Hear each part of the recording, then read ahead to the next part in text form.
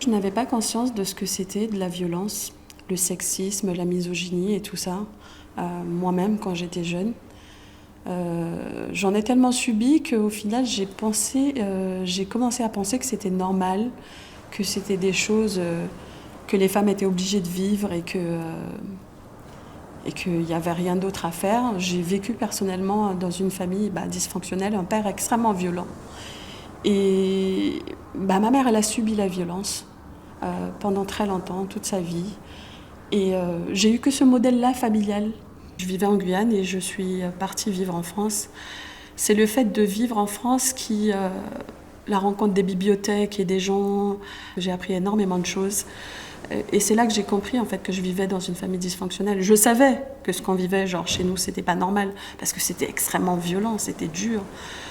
C'était dur pour nous les femmes, mais c'était dur également pour mes frères qui étaient quand même destinés à n'être que le genre d'homme, fort. Ça a été dur pour moi personnellement de me construire dans une famille comme ça. Genre, je ne savais même pas ce que c'était se construire en tant que personne.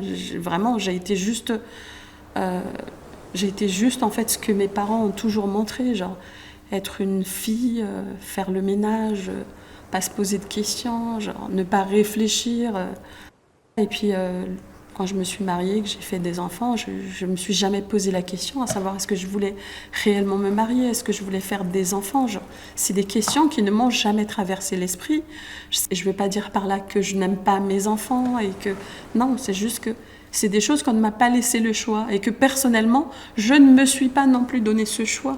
Parce que pour moi, l'évidence, elle était celle-là. Celle que ma mère, elle avait vécue, celle que les femmes autour de moi avaient vécue et qu'elles faisaient. Comme moi-même, j'ai créé ma famille, j'ai créé une famille dysfonctionnelle. Je me suis mariée avec un mari ultra violent, j'ai subi la violence, ça a été extrêmement dur. Et c'est quand j'ai commencé à lire que j'ai commencé à comprendre que la violence n'était pas quelque chose de normal. Pour se déconstruire, ça a été extrêmement dur pour moi. Ça a été dur de me déconstruire en tant que femme, en tant que personne, en tant que maman. Ça a été dur parce que je ne savais pas, genre j'étais perdue. Ça m'a beaucoup aidée de partir loin de chez moi.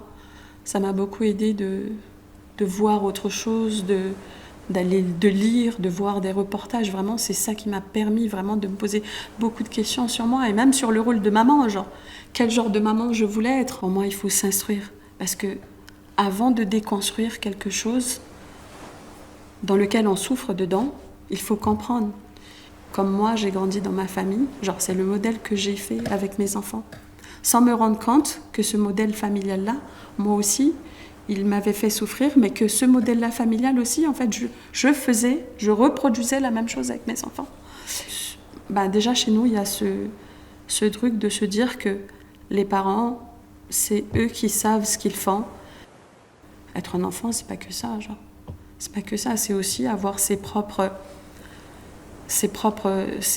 opinions.